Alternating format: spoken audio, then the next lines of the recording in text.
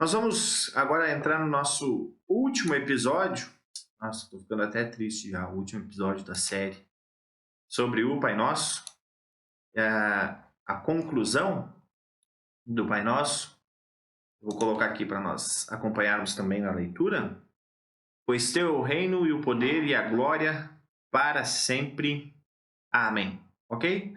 Esse foi o nosso estudo de hoje. Agradeço aí todos os que estão... Tô zoando. Muito interessante essa conclusão, nós vamos conversar um pouquinho sobre ela, né? Sempre lembrando, eu estou sendo apoiado aqui pelo Catecismo Menor de Lutero, esse catecismo que tem algumas explicações ou contribuições do professor Heinrich Christmann Schwann, e também esse professor aqui já é falecido faz bastante tempo, mas esse professor está vivão, o Sr. Clóvis Jair Prunz, lá do seminário, onde ele escreveu esse livro, Os Catecismos de Lutero para o Povo de Deus. E então tem várias explicações, basicamente de Lutero, né, sobre cada ponto do Pai Nosso. Nós estamos usando isso já em todo o Pai Nosso e hoje também vamos conversar sobre isso um pouquinho. Aqui nós já iniciamos, né, o que significa Amém, né, o que diz a conclusão do Pai Nosso, pois teu é o reino, o poder e a glória para sempre. Amém. O que significa esse Amém? Lutero dizendo: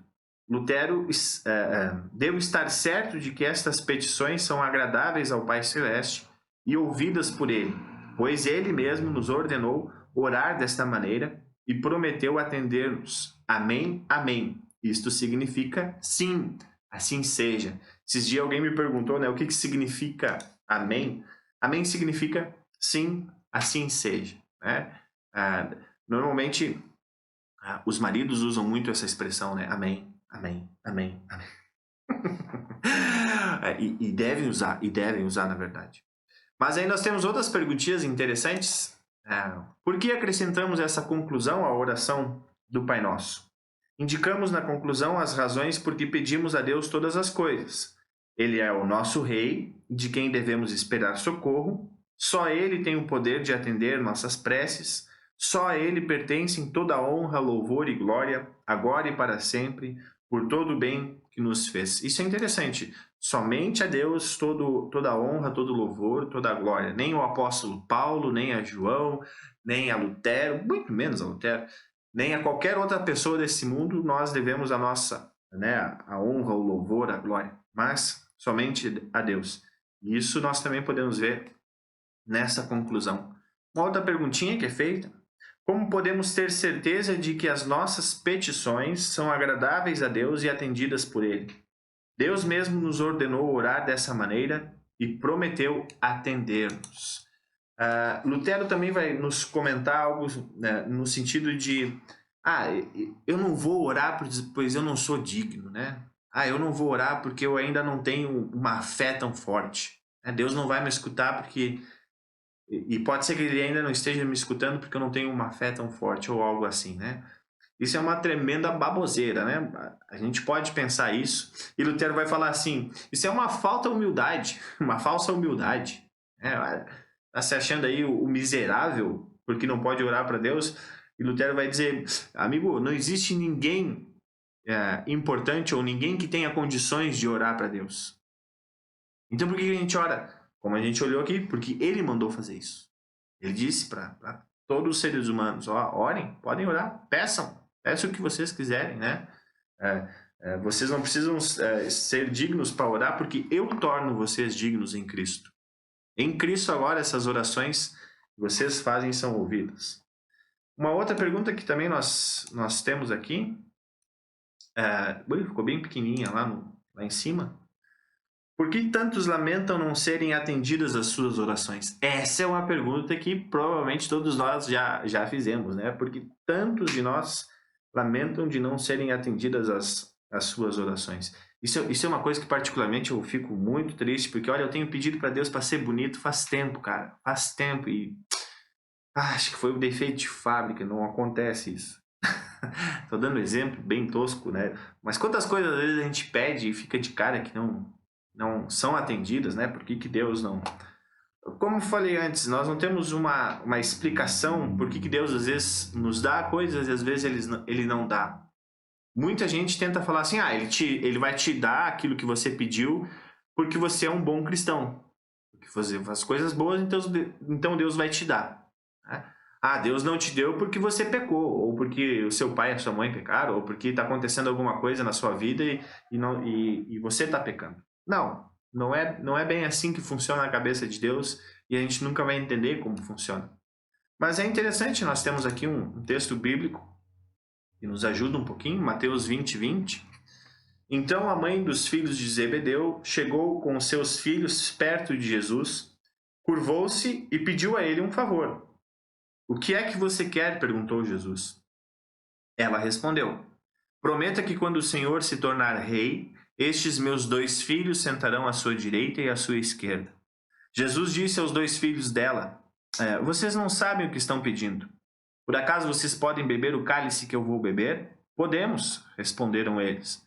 Então Jesus disse: de fato vocês beberão o cálice que eu vou beber, mas eu não tenho o direito de escolher quem vai sentar à minha direita e à minha esquerda, pois o meu Pai, quem preparou esses lugares, e ele os dará a quem ele quiser. Muitas vezes nós pedimos coisas vãs ou nocivas, ou prescrevemos a Deus o tempo e a maneira de nos ajudar, ou em grandes tentações não percebemos logo o auxílio de Deus. Lembrando que esse texto aqui, não vou entrar no mérito desse texto, mas o pano de fundo ele está falando isso. Jesus está tentando falar para a mulher, olha, você pode pedir para Deus, mas ele vai colocar quem vai estar sentado à sua direita, à sua esquerda, somente ele sabe, somente ele decide, somente ele dá.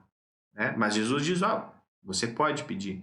Aqui a gente poderia entrar na questão se a mulher estava crendo que Jesus era o Messias ou era apenas o rei. A gente não pode deixar com certeza, né, cravar com certeza que a mulher estava sendo muito estúpida ali ou algo assim.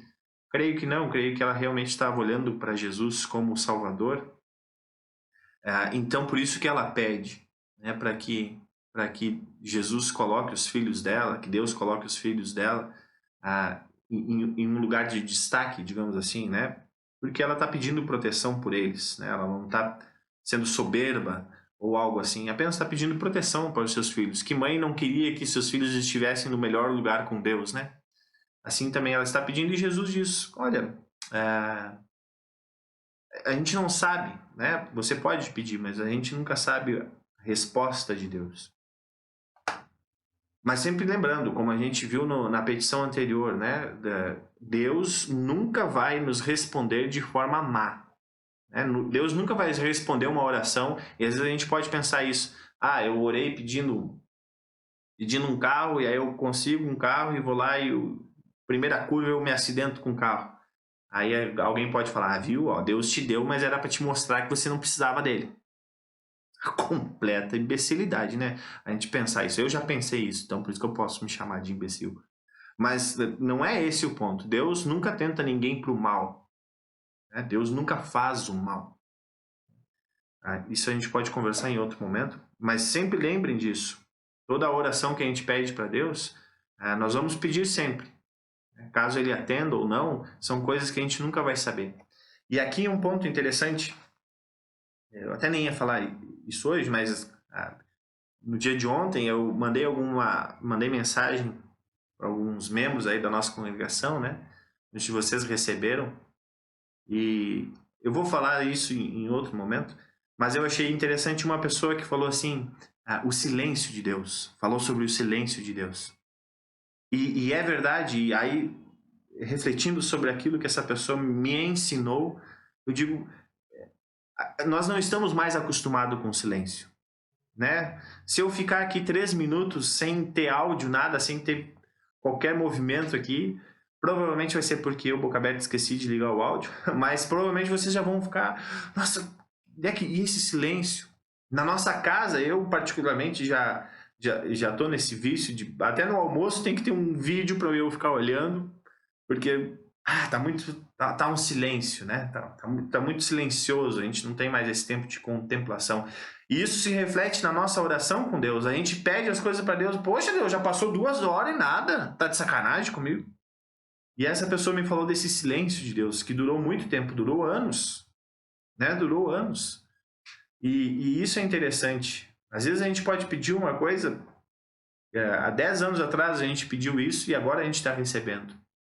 Para Deus o tempo não é o mesmo nosso. E Ele sabe todas as coisas.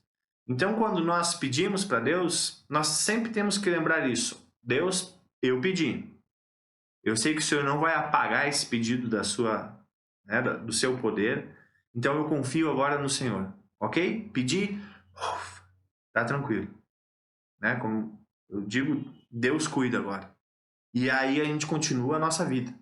Né? Continua correndo atrás das coisas que nós precisamos, continuamos estudando, trabalhando, amando as pessoas, servindo as pessoas. A gente não ora e diz, agora, Senhor, estou precisando de tal coisa. Estou esperando. Poxa, o Mercado Livre é mais rápido, hein, Deus? Não, não é assim, né, gente? Mas vejam que importância que nós temos na oração. E aí a última pergunta. Deus, então, de fato, atende a toda e qualquer oração verdadeira? Sim, mas a atende a seu modo e a seu tempo. Segundo Coríntios 9. Mas ele me respondeu, a minha graça é tudo que você precisa, pois o meu poder é mais forte quando você está fraco. Né? Isso aqui é quando o apóstolo Paulo pede para Deus livrar ele de uma doença, né, ou algo psicológico que estava acontecendo.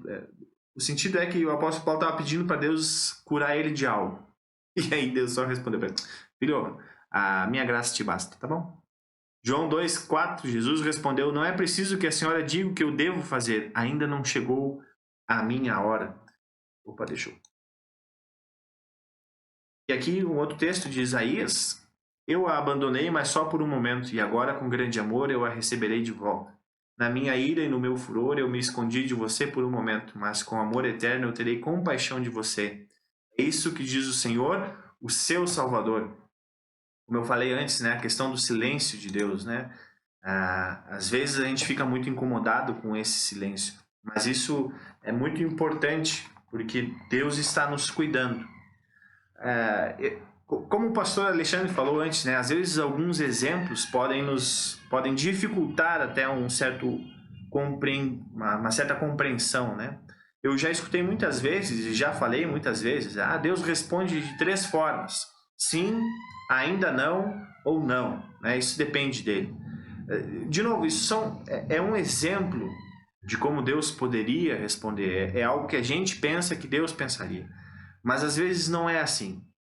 Por isso que a confiança na oração ela é importantíssima. E é esse ponto que Lutero vai nos colocar aqui como um alerta. Olha, ele vai ser um pouco mais enfático, né? Ele vai dizer, se vocês forem orar com dúvida, então não ora. Então nem ora. Né? Sempre ore com total confiança de que Deus vai saber literalmente o que é melhor para a sua vida. E é nisso que nós oramos. Que seja feita a vontade de Deus. Um outro ponto também que eu quero chamar a atenção, dentro da igreja luterana, às vezes, a igreja luterana às vezes tem um dodói, que ela tentando se cuidar de tantas formas para não invadir o espaço de Deus, às vezes a gente ora, e eu já me peguei orando várias vezes assim, Deus, a pessoa que está enferma, que o Senhor cuide dela através dos medicamentos, né, dos médicos, que o Senhor faça o melhor para a vida dela, né? Por que nós não podemos orar? Senhor, cura a vida dela. A pessoa está com AIDS, a pessoa está com câncer. Olha, cure isso. É errado a gente pedir isso? Claro que não. Claro que não. E eu vou ser um boca aberta se eu falar que isso nunca aconteceu, né? Que a gente nunca viu esses milagres acontecendo. Quantos depoimentos médicos nós temos de pessoas que estavam, olha, tem 3, 6 meses de vida só, e a pessoa está viva até hoje, né? Essas curas que a gente tem. Então vejam, orar com essa confiança de que, bom, se Deus mandou eu pedir, tudo que eu quero pedir, eu vou pedir. Né? E aí Lutero vai lembrar, então tá, agora você vai pedir para enriquecer ilicitamente. Também convenhamos, né? Também convenhamos. Aquilo que nós pedimos, nós sempre pedimos dentro daquilo que é a nossa nova vida na graça de Deus, na salvação. Nós pedimos coisas para servir ao nosso próximo, para que nós também possamos ser servidos com aquilo que Deus nos está dando. Mas toda a nossa petição não é para dar uma pedra para o nosso filho. É como o próprio Jesus diz, nenhum pai vai dar uma pedra para um filho que pede pão. Nós também não vamos pedir agora para que Deus nos dê muito dinheiro através de coisas ilegais. Óbvio que não. Por isso, quando nós oramos sabendo que essa oração é um mandamento e que agora nós vamos orar porque Deus mandou nós orarmos e isso agora é um presente que é dado a nós. É algo que nós temos com muito carinho e que nós pedimos e podemos pedir incessantemente para que Deus faça as coisas sobrenaturais na nossa vida. Sobrenaturais. E pelo que eu tenho escutado e até lido, né, de muitos relatos impressionantes que vocês têm compartilhado comigo, muitos de vocês já viram essas coisas sobrenaturais na vida de vocês, né? Esses livramentos que Deus fez, essas coisas maravilhosas que Deus fez na vida de vocês e que vocês dizem, olha, foi Deus, né? Não tem, os anjos deles estiveram ali naquele momento. Assim é a oração também, quando nós oramos. Isso não quer dizer que a nossa oração, que a minha oração, ela tem um poder porque eu estou orando. Não, ela tem um poder porque é um mandamento de Deus. E é Deus que vai atender ou não essa nossa oração. Ok, irmãos? Essa nossa oração do Pai Nosso é muito linda, é muito rica, e eu sempre peço para que vocês continuem orando. Né? Caso você não saiba o que orar, ore o Pai Nosso. Caso você não saiba o que fazer, ore o Pai Nosso. Isso é a melhor coisa que nós temos como uma oração que nos foi entregue. Uma última explicação, eu vou ainda falar um pouco mais sobre isso mais tarde, mas é muito interessante que no final, né, nós oramos, pois teu é o reino. Uma das coisas que Jesus mais falou enquanto ele esteve aqui nesse mundo foi o reino de Deus. E o reino de Deus, às vezes a gente olha para essa frase e acha que é um espaço geográfico. Né? Se existe o reino de Deus, existe o reino de outra coisa. Mas nós temos sempre que lembrar, nós estamos no mundo e esse mundo todo é o reino de Deus. Nada foge daquilo que está no reino de Deus. Por isso que o melhor seria nós falarmos assim, pois teu é o reinar. Teu é o reinar. O texto bíblico vai nos mostrar isso, que toda vez que Jesus fala reino de Deus, ele está falando nesse sentido, a forma que Deus reina. O reinar de Deus. Não um reino específico, uma coisa específica. O jeito que ele reina. E qual é a forma que Deus reina na nossa vida? Qual é a forma que Deus reina na nossa vida? Primeiro, nos dando a salvação. Segundo, nos dando o alimento. Nos dando família, nos dando emprego, educação, nos dando ar, nos dando todas as coisas que nós temos. Tudo isso é o reinar de Deus. Por isso que quando eu falei da vida eterna antes, eu estou falando, nós já vivemos nesse reino de Deus. Nós somos guiados agora por esse rei e nós estamos sendo reinados por ele, por Deus. E esse rei agora nos diz, bom, meus súditos, o que vocês têm a fazer agora nessa vida eterna? Sirvam uns aos outros. E aí nós vamos lembrar de todas as outras petições que nós oramos no Pai Nosso e vamos ver, todas essas petições no Pai Nosso sempre me remetem também ao meu servir ao próximo, ajudar o próximo, levar Cristo ao próximo. E isso está sempre ligado todo dia, né? Não é um momento específico, não é algo específico. Deus está nos formando, nos conduzindo a cada segundo da nossa vida para que nós possamos continuar crendo nele e fazendo com que outras pessoas também creiam. Para no início de cada dia nós possamos falar, pois teu é o reinar, pois teu é o reino, é o poder e a glória para sempre. Amém.